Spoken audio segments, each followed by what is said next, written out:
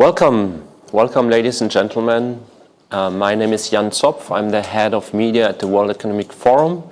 Welcome to this press conference where we're gonna launch the World Economic Forum Global Risk Report 2024 in collaboration with Marsh, McLennan and Zurich Insurance Group. I am here joined by our panelists. We're gonna share the findings of this year's report. I have with me Sadia Sahidi, who is the Managing Director of the World Economic Forum. Carolina Clint is with us, Chief Commercial Officer of Marsh McLennan. And we have also John Scott, Head of Sustainability Risk at Zurich Insurance. We're gonna kick off with an introduction from Sadia, and we will again go into some specific topics, and in a second part of this press conference, we're gonna go into a Q&A. Sadia, please. Thank you, Jan, and thanks to everyone who's joining us here. First of all, thanks very much to our partners for the long-standing collaboration on this report. And it really is derived out of nearly 2 decades of very rich data and of serving people around the world. This year we had nearly 1,500 experts from across business, government, civil society, academics and others that responded to the questions. We also refreshed to some extent the list of risks this year so that it is more apt for what is happening and unfolding today. And I think you can really start to see that coming out in the various results. I think as we enter 2024, fairly pessimistic outlook. So in terms of the overall outlook for the next 2 years and the next 10 years, we see that there's a progressive worsening of that outlook. So for example, there's about half of the people that were surveyed felt that in the next 2 years, we're sort of on the precipice of fairly severe risks. And another 30% that felt that we were on the precipice of catastrophic risks potentially unfolding. And when you look at 10 years out, that 30% grows, that grows to nearly 60%. So 2/3 of the people are expecting that the outlook is incredibly negative in 10 years' time. And that is to some extent, not quite the full reverse, but quite different from last year, where in the longer term, there was still optimism, whereas this year in the longer term, there is pessimism. We also this year looked a bit differently at some of the things that in the past we have continued to examine as part of the risks list. This time we're actually thinking of them as longer term structural forces that are unfolding. So for example, we're no longer looking at climate change as one of the risks. We are now looking at climate change as one of the structural forces that is already unfolding and within which the rest of the risks need to be analyzed. Similarly with geostrategic shifts, similarly with demographic changes, so aging societies in many parts of the global north, very young societies in many parts of the global south.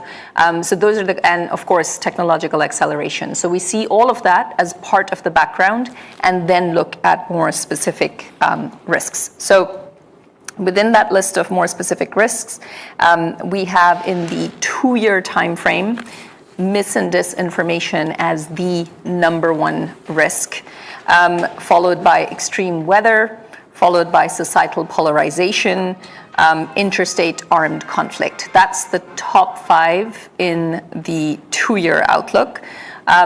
Very closely followed by lack of economic opportunity, inflation, involuntary migration, and economic downturn and pollution. So a mix across all 5 types of risks, but very much driven by these concerns around what's happening in our societies due to mis and disinformation. Now, that said, in the 10-year outlook, we are looking very much at climate-related risks as still the number one concern. So top, extreme weather. Second, concern around critical change to Earth systems. This is a new risk, and it comes in at number 2 in the 10-year time frame, followed by natural resource shortages, and then again, the continued risk of mis and disinformation at number 5, so still remaining within the top 10. Perhaps one final piece around the outlook in the report, or the high-level overview in the report.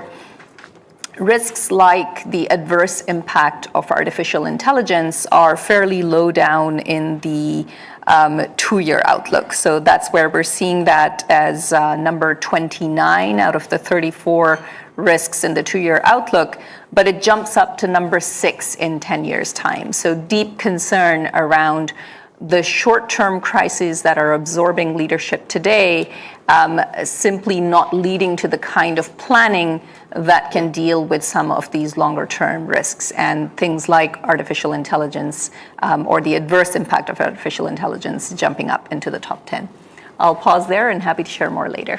Thank you very much, Sadia. Carolina, you're going to talk a little bit about AI, disinformation, but also global supply chains. Yes, Carolina, thank you, please. Jan. In my conversations with the companies, 2 issues consistently come up as current key concerns. And it's the impact of artificial intelligence, and it is supply chain challenges. That's what companies are concerned about right now.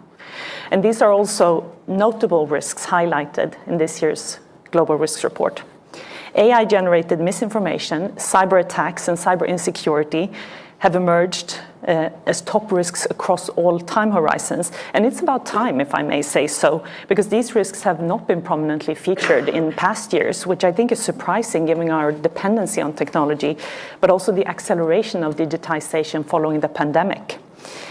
And given the sudden accessibility of user-friendly interfaces like ChatGPT or larger-scale AI models or synthetic content to manipulate public opinion, it's no wonder that misinformation and disinformation is ranked as a top risk short-term. The potential impact on elections worldwide over the next 2 years is significant, and that could lead to elected governments' legitimacy being put in question. And this, in turn, could, of course, threaten democratic processes, lead to further social polarization, riots, strikes, or even intrastate violence. The use of AI comes with so many fantastic opportunities, but businesses have to also consider the societal, economic, and security implications of using AI. And the success of this will depend on regular testing, updating, verification, and lots of upskilling and training. It's the only way that we can prevent strategic and tactical miscalculations by AI that could lead to catastrophic errors, reputational harm, or even significant liabilities. We also have to realize that these advances provide cyber criminals with new tools and pathways to exploit. In fact, you don't even have to be smart nowadays in order to be a successful cyber criminal. AI can create advanced malware. It can impersonate others for scams. It can poison AI training data, which is a very serious concern. But on the other hand, the good news is that AI can also be used for a better response to cyber attacks. It can process vast amounts of data, detecting patterns that humans may overlook. And AI can also automate many security processes, such as patch management to fix bugs and close security holes. But we have to recognize the fact that everything we use, such as water, electricity, the financial system, the communication systems, all of this is dependent on the integrity of incredibly complex networked computer systems. So cybersecurity is not about protecting a computer or protecting a file. It's actually more about making sure supply chains work and that society as a whole is up and running. So at this pivotal moment in the technological revolution, businesses have to take a very proactive approach to assess vulnerabilities, stay informed about regulatory developments, and implement robust cybersecurity and risk mitigation measures. But let's switch gears and talk a little bit about supply chains instead. 2 of the highest ranked short-term risks in this year's Global Risks Report relate to climate change and geopolitics, both of which impact global supply chains. Halfway through last year, supply chains looked as if they started to stabilize after the pandemic, and where companies had made shifts from a just-in-time strategy to a just-in-case strategy, we saw a more balanced approach develop. So we saw less stockpiling, smaller inventories, and companies relying more on supply chain's ability to deliver. And then suddenly the world changed again. So the attacks on container ships in the Red Sea has made passage through the Suez Canal both risky and very dangerous. And at the same time, on the other side of the world, the impact of climate change and lack of rainfall has made passage through the Panama Canal really difficult because capacity has been significantly reduced. And that means that it's a total crunch for companies trying to move goods around the world now. And diverting container ships to avoid the Suez and Panama Canals is costly and it adds time. And with the price increases to offset these increased cost of shipping, of course, we may well spark another round of inflation. So businesses must again turn their focus on stress testing their supply chain investments and growth strategies against these potential new disruption scenarios, because it's the only way that they can strike that balance between just in time and just in case. There are so many conflicting areas in need of attention, and the current risk landscape, it is like looking down in a big bowl of spaghetti. Everything is interconnected. If you pull one strand, everything starts moving around, and it's not easy to figure out where to start to untangle this mess. As humans, we are wired to look at what is exactly right in front of us, but we have to find a better way of balancing the short-term view of risk with the longer-term view of risk. We're entering into a new era of risk now, and it's time to be a little bit more creative and collaborative in our approach to building resilience. Because only by working together, we can reduce uncertainty, improve risk investment decision-making and responses, and build that long-term resilience on a global scale. So it's time now that we start thinking about collaboration, resilience, and how to address these risks for the common good. Thank you. Thank you, Carolina. John, you're going to develop a little bit further risk mitigation, global risk mitigation. Great, thanks. And as we've seen from Sadia and Carolina, the global risk landscape is complex and fast-moving at the moment. And there's some new risks, the ones like artificial intelligence and misinformation and disinformation, largely in the tech domain. But there's also some rapidly developing risks, which are more in the geopolitical arena. So we see new wars, new conflicts. And in the past, we've used global collaboration or global cooperation, really, at an international level to address, as the main tool to address global risks. But that's really largely ineffective in today's fragmented and in flux world. So what's the good news? The good news is there are other ways of managing global risks. And in fact, we've been using them for quite some time. And they're really about local strategies, about international approaches, about collaboration, and about international cooperation. So let me take the first one with local strategies. So it turns out that if you look at something like climate change and the physical consequences of climate change, the things like floods and windstorms, droughts and wildfires, the things actually my industry spend a lot of time resolving with insurance. These things are best addressed at a local level. So if you think about flood resilience, for example, trying to build resilience to flood, people build flood defenses, for example, trying to move water away from populated areas. We try and put in things like early warning systems to give vulnerable populations at risk of flood time to move away from the flood and save themselves and save lives. These things are all intensely local actions, and it's true for a lot of global risks that it's the local actions that solve a lot of the problems. So the other way we can do things is to work collaboratively. And collaboration, if I look back at recent history, if we're going back into the years of the pandemic, there's some really good examples of collaboration. I mean, if you think about the vaccine development that was done so rapidly, compared to the 20 years of normal vaccine development, we were developing vaccines within a year. And it was really as a result of collaboration between governments and business, and in business in particular, the pharmaceutical sector. So governments bringing their strengths in terms of rapid regulatory approval of new vaccines, bringing their finance capability, and also bringing the ability to do mass distribution of vaccines once they were developed. And of course, in the business sector, bringing the innovation and product development skills to really bring these new products, new vaccines forward in a very quick time. So working together creating a really good outcome, enabling the lockdowns, the economic lockdowns to be stopped and to get us all back into work again. And then I think of another great one, which is of collaboration, which is close to my heart actually, is around climate change. Back in 1998, the World Meteorological Organization and the United Nations Environment Programme collaborated together to create the Intergovernmental Panel on Climate Change, the IPCC. Now, the IPCC, what they did amazingly was bring together climate science, which until that time had been quite disparate, and to bring it together with open source data, which provided a compelling foundation, which actually led to the Paris Agreement in 2015 at COP21. And then about 4 years later, in 2019, actually came out with this 1.5 degree threshold of global warming, beyond which irreversible transition points or tipping points happen. So I think the IPCC and the vaccine development are great examples of collaboration, and we can do lots more of that. Another really interesting approach is individual and collective action. Now, I know it's the new year, and probably a lot of you have already made New Year's resolutions. Perhaps some of you have changed your diet. Maybe you've moved away from meat. Maybe you're going to a lower carbon diet. Some of you maybe been making choices about your travel for the coming year, reducing your carbon footprint that way. Maybe some of you have even thought about buying an electric vehicle.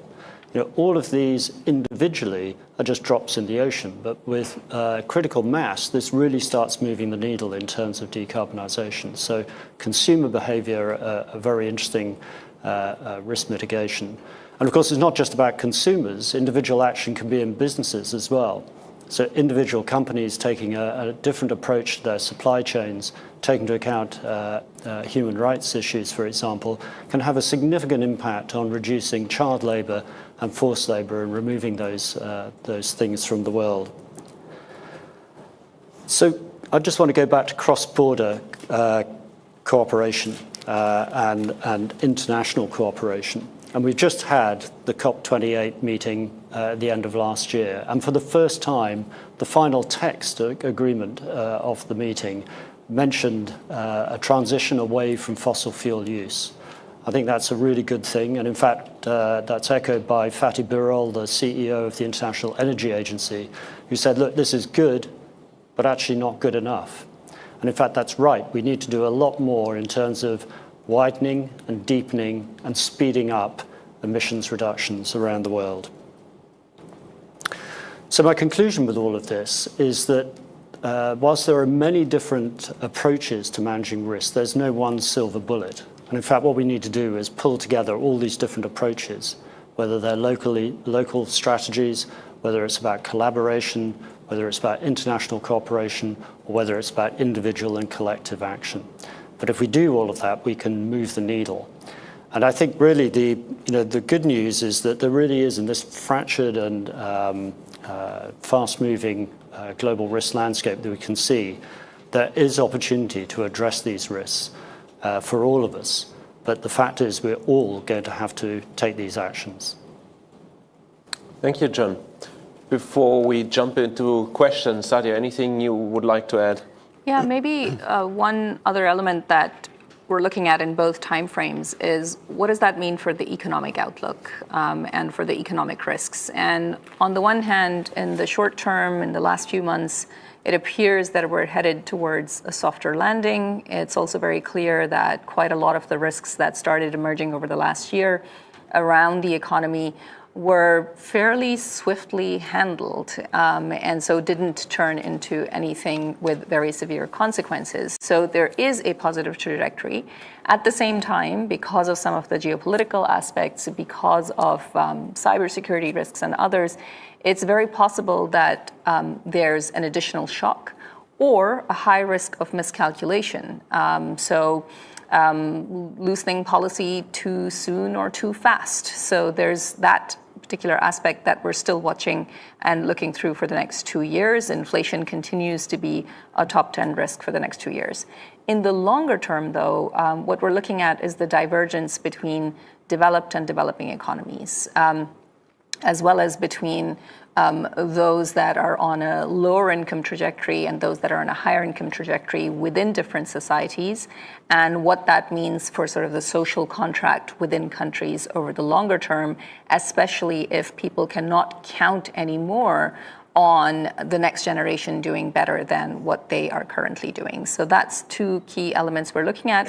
And we examine it in the report in part through a question around could we be looking at the end of development? Could we be looking at a scenario where the current level of living standards that have been achieved around various developed and developing economies, do we in some sense get frozen here because we don't have the same kind of economic international cooperation as we had before? We don't have the same kind of impetus and incentives for countries to be looking for greater growth and greater living standards in developing economies, and simply not having the resources within those countries with already tighter fiscal space, facing the highest impact of climate change, and in addition to that, not having the same kind of access to technology and to green technology that could be boosting the possibilities and opportunities for their populations. So that's one key area that we're looking at, that longer term divergence between developing and developed economies.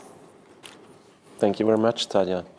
So we have now time for questions. So when we go to you for question, if you could please introduce yourself and tell us from which media organization you are, and then address your question.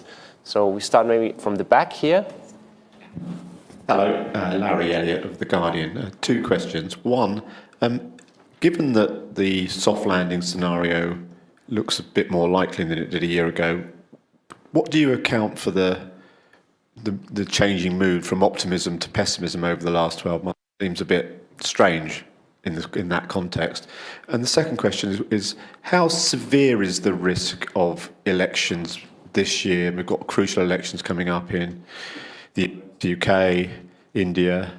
How seriously should we take the risk that these elections are going to be disrupted by disinformation and misinformation? Thank you very much, Larry. I think the first question, Sadia, if you want to take that, and then maybe Carolina, we talk about the election. I can kick that off. I think in a nutshell, it's because economic hardship is still very high. So we might be starting to control inflation, but it still means that prices are a lot higher than they were, let's say, a year ago or 2 years ago. So there continues to be economic hardship, and then combine that with now increasing interest rates, while the largest economies and the largest companies might be fairly insulated from the impact of that.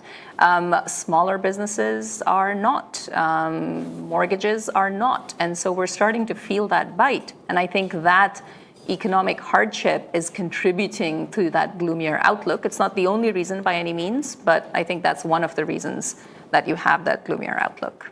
And I'm happy to get into the second question too, but maybe you want to go first. I can make a brief comment. Yes, it is a significant risk and something that we need to watch carefully. And I think the accessibility to large-scale AI models has made it so much easier to reach a large population of voters, to also create content that looks and feels real, even though it is not. And I think it is the reason that we see disinformation and misinformation being ranked as the top risk short term, because I think there's a level of awareness, but I'm not really sure we know how to get our arms around this and how to combat it. Sorry, elections, disinformation.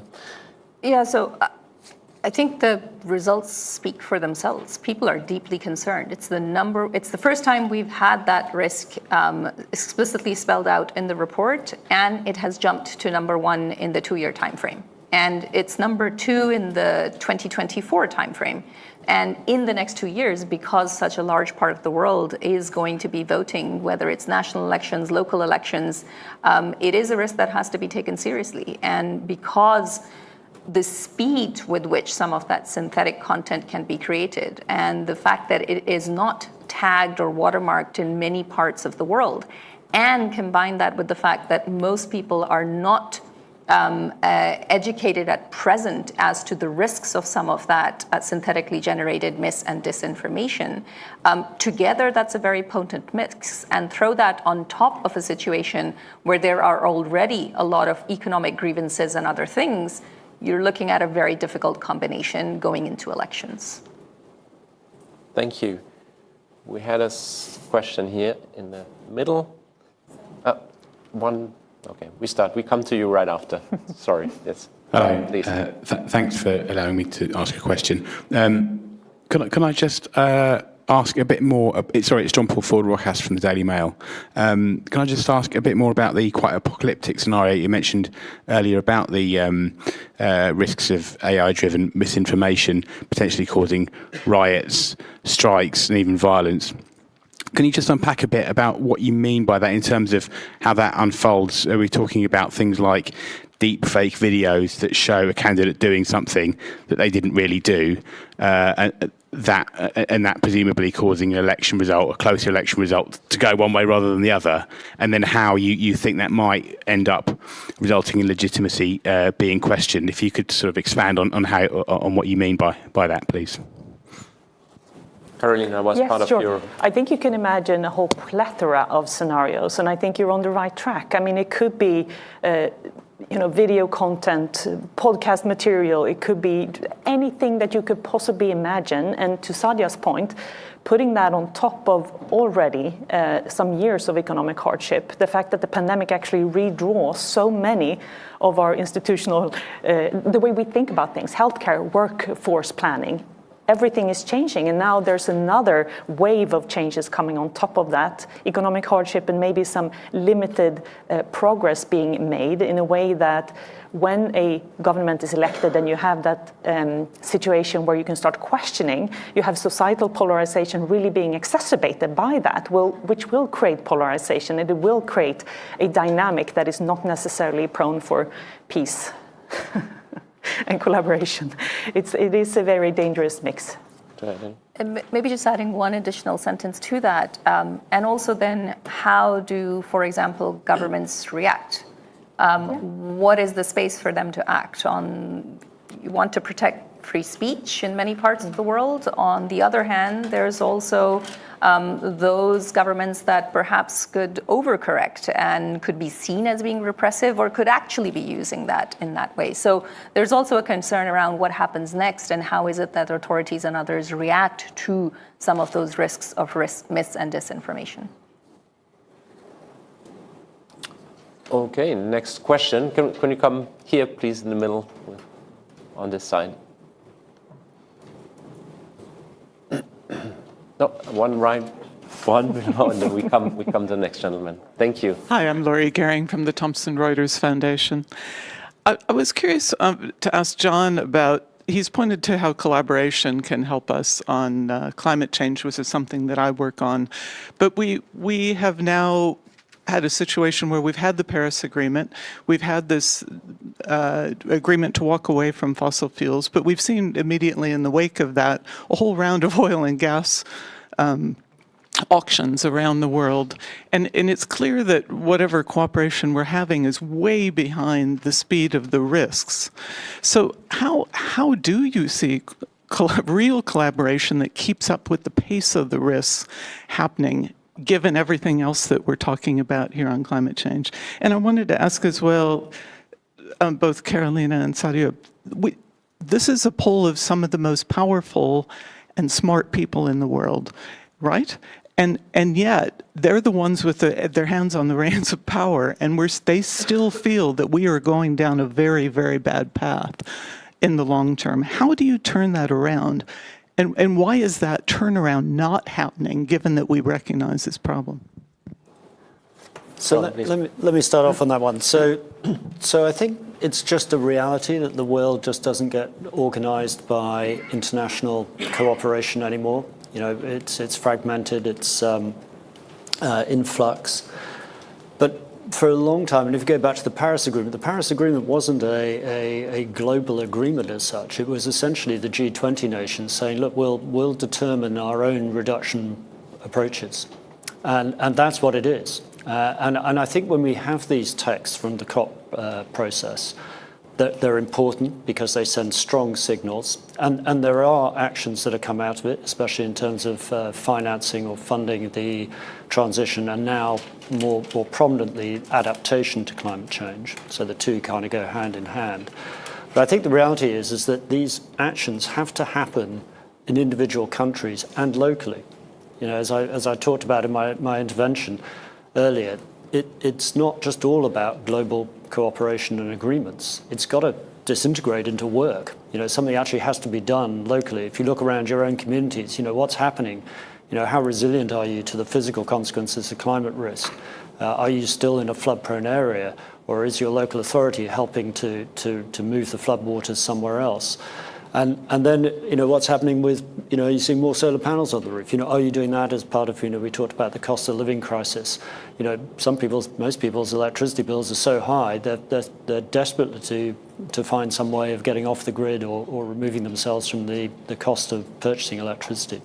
So I think it's these kind of things that, you know, it gives us some hope and optimism, actually, that we can deal with some of these global risks when we see the global cooperation at an international level not really working so well. To the second part of the question, how do we turn that around? I mean, you say there is some hope and optimism.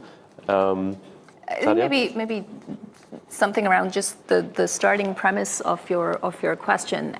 Absolutely, these are some of the top experts around the world. But the way we frame the questions is really asking them to analyze from a list of risks what may be happening in terms of the likelihood and the severity of those risks. So it's framed within that context, and that's where we find this. So it's an assessment of how those risks may unfold rather than forecasts. Now, that said, a lot of these things carry with them the exact solution as well. So, for example, is there a risk of artificial intelligence creating some of the problems we've just discussed or having other adverse impacts that we can't right now predict? Yes. But at the same time, do we think that artificial intelligence can create a lot of economic productivity and, most importantly, help with basic services such as education or health or care or other forms of social infrastructure? Absolutely yes as well. And so it really is about the decision making that happens today to use some of these things much more for the positive. You know, maybe another example, building off of what John said, it relates to the possibility of a green transition, lowering prices and improving standards of living for many people beyond, of course, the very important impact that it needs to have on preserving our planet. So much of this can be turned around. It's about finding the coalitions and the decision making today and the mental bandwidth today for decision makers to actually think about what that medium to long term turnaround is.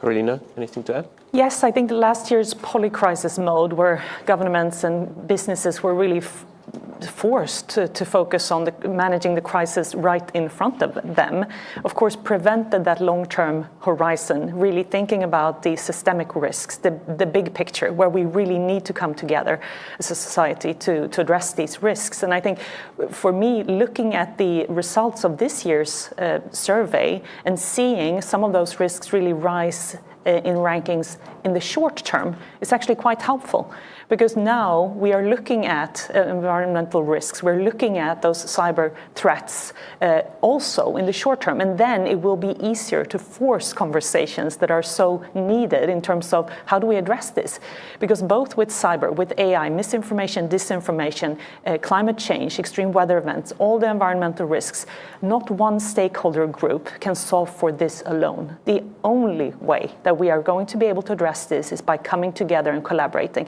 And I think that cannot come as news. I think that realization has sunk in by now. Thank you. Next question is gentleman here in the front. We have a microphone.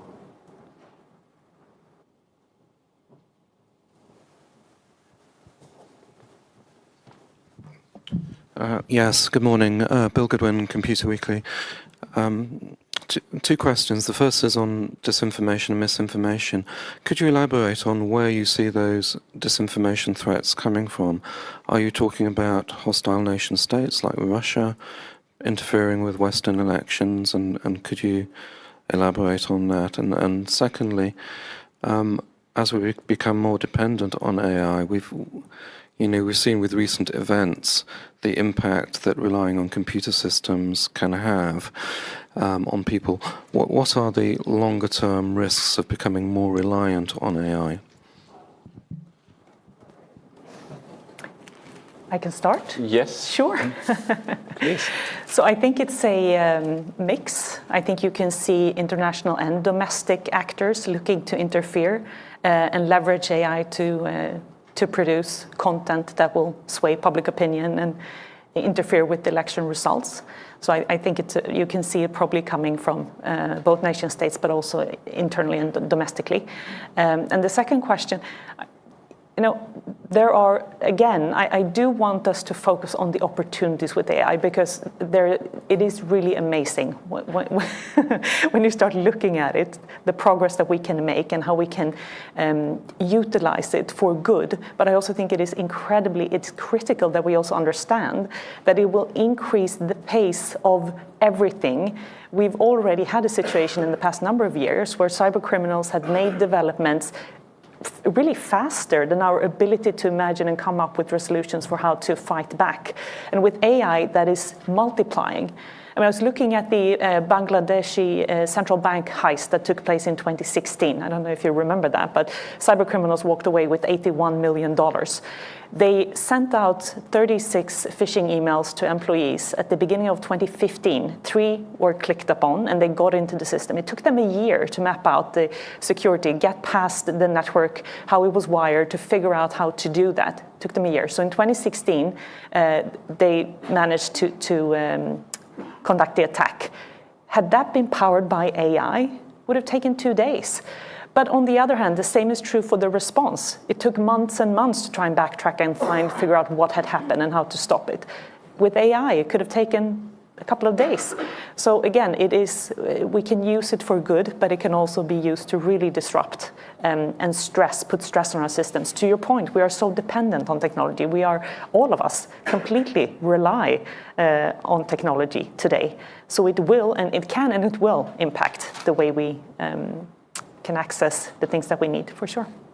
John, you want to comment on that? Yeah, and well, actually, just moving on to the second part of your question about where does this go? I think for quite some time it's been clear that with generative AI and where that's going to go in the future, we need to think about very carefully how to manage that at a global level. And that may need global agreements and international cooperation to make that happen.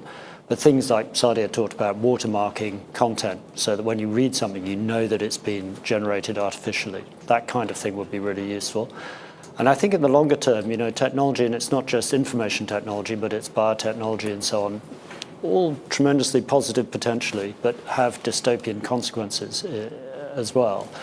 It's about actually managing the global governance around that. And in some cases, it's about addressing business models in terms of data and how data is monetized. And if you think about the whole social media business model, the ability to monetize people's likes, the attention that people give to certain topics, I think that's an incredibly interesting area, an important area to address, because it can no longer be the case that there's no editorial of information, because if we carry on like that, then we end up with a world where no one is sure who to trust and what the content is that they're reading and how truthful it is. And it feels to me a little bit like we've become like a global village. I almost feel like sometimes we're in the Middle Ages again. Somebody was walking down the street and they said, "Oh, I saw somebody talking to a cat. They must be a witch or a wizard or something. We should kill them." And it's almost like that level at a global level now about many, many topics. And somehow we've got to create a veracity, some sort of arbiter of truth that we can understand individually and collectively what is real and what isn't real. And I think that's where tech is going to go, and that means there's going to be more governance in that space. Maybe just one quick point. I think some of this is also about all of you, the media industry, and some of the principles that can be taken forward by this group. Our media industry at the World Economic Forum recently put out a set of principles for how to manage mis and disinformation in this age of artificial intelligence. And there will be some number of discussions about this next week in Davos as well. And I think there's also nuance by different economies. So at the back of the report, you can also see what the top 5 risks are for each country. And there you can also see what that means for different economies that will be having elections in the next couple of years, whether that's the United States or India. So for the US, it doesn't show up in the top 5 at all. For India, it's the number 1 risk, mis and disinformation. So I think there's also nuance in different economies. Thank you, Sadia. Next question. Go on this side. Here in the front, please. Hi, I'm Melissa Lawford from The Telegraph. You mentioned the risk that living standards in developed countries could become frozen. Do you think they will? And what kind of timescale do you see that risk on? And then I also wanted to ask you, mentioned tighter fiscal space. How big is the risk that we see government debt distressed in developed economies, and what would that look like? Sadia, you mentioned living standards in the beginning. I'll kick off with that. I think that's a concern that has been rising for some time. Inequality is on the rise, and for some people that means that their living standards have started to fall. In other parts of the world and in different societies, it can simply mean that those that have more, and that's why inequality is growing. So there's a lot of nuance depending on which country you're in. But what we're looking at here is the longer term trends. So for example, do some developing economies, will they receive enough finance to be able to adapt to the effects of climate change that they will be facing in the next decade, while building in place energy systems that are greener? Or are we going to be looking at a situation where some parts of the world are asked to essentially freeze the outlook where it is, where there hasn't even been basic electrification for 600 to 700 million people in Africa? How do we ensure that that then not only happens, but happens in a way that is greener? So there's a number of trends underway that would point to the fact that we're not seeing the same level of investment in energy, in health, in education, in climate adaptation, and certainly that a lot of these governments will have to be making trade-offs if they do not get a lot more international support and investment. A second element is related to technology. Will these countries have the same kind of access to technology and the same kind of talent and digital skills that are going to be required so that they can then grow in a way that allows them to function in this particular global economy, where they are able to be part of digital trade markets and digital services, as opposed to a traditional model that would have relied on lower wages and traditional manufacturing. That's what's going to need to change, and it isn't very clear that the trends are pointing in that direction. John, you want to come in? So I think this topic looks different whether you're from the global south or whether you're from the global north. I think if you look at from the global south, you're looking at this, thinking about our structural trends or structural forces. The demographic structural force is a very powerful one, which plays out obviously over time. But if you're in Africa, for example, you're looking at Europe as an opportunity.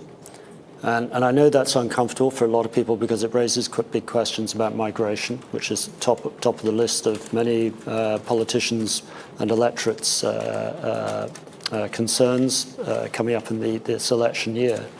But I think there's a requirement with the demographics of these developed northern countries where, with aging populations, there's a requirement for healthcare systems, for services of all kinds, which actually the global south is quite capable of delivering. And I think from what Sadia said about technology, I think there's plenty of opportunities and examples of technology leapfrogging especially in Africa. People moving away from landlines to mobile phones and mobile financial transactions very quickly over the last 20 years, quicker actually than in the global north. So actually, I think it isn't all stasis. I think this is opportunity for many people. And just to pick up on your point about indebtedness at a nation level, we have seen historically over hundreds of years, with wars in particular, that countries and nations become indebted, and it takes a long time for that debt to play out. And in fact, that's one of the big tools, is extending the tenor of the debt. The big tools for the central banks is extending the tenor of the debt. And I think actually it was only in the last 10 years that the UK paid off one of their last 200-year bonds related to the Napoleonic Wars. So, there are ways of managing indebtedness. I don't want to downplay it. It's obviously really important. There's short-term implications in terms of the costs of debt servicing, especially when interest rates are now back at a more normal rate over the long run compared to what's, where we've been in the last 15 years, really, since the great financial crisis of 2008. Thank you, John. Question here in the front, please. Thank you. Michael Petch, Zurich Media. I'd like to go back to talking about how to mitigate some of these risks, and in particular, whether there's specific technology. I'm thinking here about supply chain issues in particular. So technology such as advanced manufacturing, like additive manufacturing, industrial 3D printing, or even the industrial metaverse, which is something we're hearing a bit about this week. What do the panel think about how that technology can be applied to mitigate risks, including the supply chain risk? I think there are plenty of opportunities, and it will be really interesting to see how this evolves. I think it's also important, though, to recognize that it's not easy to uproot a supply chain that you've built over years, where you have suppliers dependent on other suppliers, where you might be in a very advanced technological field where you're dependent on experts to provide support. But on the other hand, we have seen elements of nearshoring and other activities take place in order to maybe shorten the supply chain and gain better control, also supported in some cases by governmental funding. I mean, the Inflation Reduction Act has really pushed some of the production of semiconductors or electrical vehicles back stateside, for example, and I think we'll continue seeing that. But I also think there's great opportunities to leverage some of the technological advances to really protect and improve and evaluate large data sets in order to really get a good handle on what are workable trade routes going forward. How do we manage now, if the Suez Canal and Panama Canal, if those are no longer going to be viable alternatives, how do we manage this? So I think our imagination is not even creative enough to imagine what we can probably achieve. And I think there's some other things around circular economy, for example. We talked in last year's report about finite resources. We clearly are getting to a point with 8 billion people on the planet. Our consumer behaviour is at a stage where we can't just rely on finite new minerals and metals to build whatever it is we want. So I think the circular economy starts becoming really important in terms of thinking about how to recycle. It's got a climate impact on it. We've seen, for example, electrification of steel making with recycling of steel. That has all sorts of other interesting challenges and liabilities about product liability. For example, if somebody refurbishes your white goods or whatever it is that who holds the liability for when it goes wrong? I think there's lots of interesting challenges, but also opportunities in that space. And there was a headline, I remember now, a headline where AI has been used to analyze how to reduce the need for lithium in batteries, for example. Data that would have taken us decades to sift through was analyzed in a couple of weeks' time, and the result points to a lithium need reduction of 75% or something like that. I don't remember the exact number, but I mean those kind of advances and to reduce the need for precious metals or things that can be difficult to get by will also change the way we think about raw materials and things that we need. Thank you very much. I think we have time for a couple more questions. Yes, another one here in the front, please. This lady, yep. And we can come to the gentleman right behind there. Hi, good morning. Rebecca Delaney from the insurer. In light of Marsh, McLennan and Zurich being the partners of this report, what is it that the World Economic Forum wants to see from the insurance industry in terms of managing and mitigating these risks in the future? Thank you. I think the insurance industry is a better place to answer that question, but I think at the World Economic Forum, what we seek to do is less of an industry-specific approach, but more rather, how do different industries work together? How do governments work with business? How do civil society and experts communicate? For every single one of the topics that we've discussed in this report, we have a coalition or an initiative that is bringing players together from across those different sectors, from across different stakeholders, and that's really sort of our method for trying to drive forward impact. But maybe you want to answer a bit more specifically from the perspective of your industry. I would be happy to. I think it's an excellent partnership in the way that the industry that John and I represent live and breathe risk. This is what we do. We understand risk identification, risk mitigation, risk management, risk transfer, all the different aspects of risk and resilience, which has actually really risen to the top of agendas for very senior stakeholders around the world. It is now a C-suite agenda point in a way that it's not been before, because I think the realization is starting to sink in that if you don't connect risk with strategy, if you don't make that connectivity between how am I going to invest in resilience, you're not going to have ever resilient or sustainable business model in the long term. So that is why it's also really fascinating. And I do appreciate this opportunity to look at the big picture, to look at those macro trends that are impacting all of us, society as a whole. Yeah, I think there's four things really the insurance industry does and can continue to do and develop. So one of them is about risk transfer. That's everyone's familiar with that. You can buy insurance and you can transfer the risks off your balance sheet, whether it's your personal balance sheet or a business balance sheet. And even in municipals can transfer those risks to an insurer's balance sheet. And it really is a fantastic approach. Sharing the risks of the few amongst the many works extremely well. And it's been the bulwark of stability in societies or developed societies for the last 150 years, ever since sort of life insurance became popular. So if your main breadwinner in your family died, it wasn't that you were destitute on the street, or if your house burnt down, that you weren't destitute. So that's number one. Number two is we're very big investors. So we do have an influence in the investing world. And now the investment universe is huge, but we do have an influence as institutional investors and as asset owners. So I think that's the second piece. The third piece is we have an incredible accumulation of knowledge, as Carolina was saying, about risk and risk management. And so we can provide a lot of risk management advice. And so it's not all about transferring risk to somebody else financially. It's about how do you manage risk. And I gave some of those practical examples earlier about building flood defenses and so on. And in fact, the whole adaptation agenda at the COP process has come right to the fore. And we saw last year the Global Shield Agreement really is all part of loss and damage, of trying to guide countries, especially developing countries and emerging markets, to use the modeling capabilities that exist in the insurance industry to do better analysis and better prediction of where natural catastrophes like floods and droughts will be and how to protect vulnerable populations.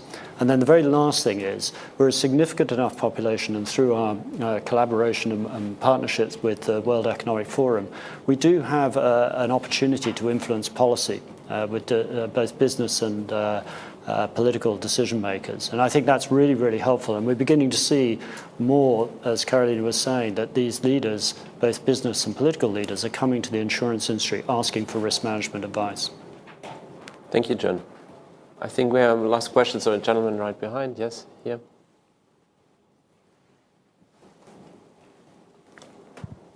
Hello, Damien McElroy from The National. We've now had 26 attacks on Red Sea traffic since November. How do you see the crisis playing out? Wish we had a crystal ball. I think we can expect it to continue. I mean, of course, we don't know, but there are no signs for it to calm down. I mean, the question is really, how do we support the global shipping industry in addressing this and potentially identify alternatives, because as a matter of fact, it's becoming almost impossible taking container ships now through the Suez Canal without risking the lives of the crew and without putting them in harm's way. And of course, that is a critical point, because it's not only about protecting a big ship or protecting the containers, but first and foremost, of course, it's the human lives at risk. It is also becoming increasingly difficult because it's difficult to find an insurer that is willing to take risk on a ship that is moving through that canal as well, the pathway. And of course, the jury is still out on whether or not this is state-supported. I mean, these rebels have access to military-grade missiles and drones that we haven't seen before in these kind of situations. So, and that, of course, is also an indication that it might be something that is actually, it might play out in a longer horizon than we might have initially anticipated. It's almost like sanctions on Europe. Thank you, Carolina. Before I close, Sadia, anything else you would like to mention or you think that we haven't addressed today?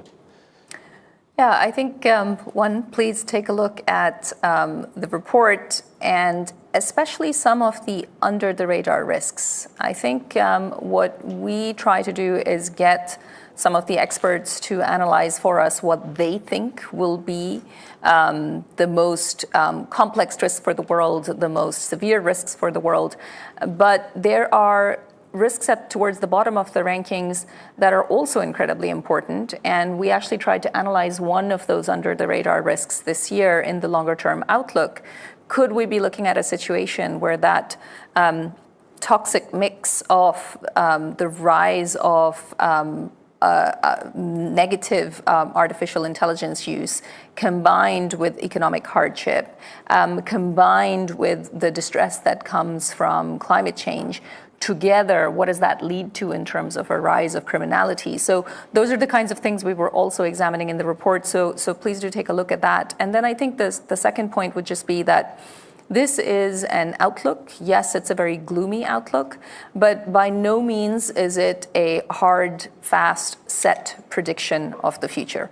The future is very much in our hands. Yes, there are structural shifts underway, but most of these things are very much in the hands of decision makers across different stakeholders. And that's where the effort really needs to be. This should not be seen as a crystal ball. Thank you, Sadia. So you mentioned risk mitigation is about a lot about collaboration. As you all know, we're going to be in Davos next week, and this is where we bring the stakeholders together to discuss this risk and to discuss how to address the key challenges for the world. So tune in on weforum.org next week, and wish you a nice rest of the day. Thank you. Goodbye. Thanks, Jan.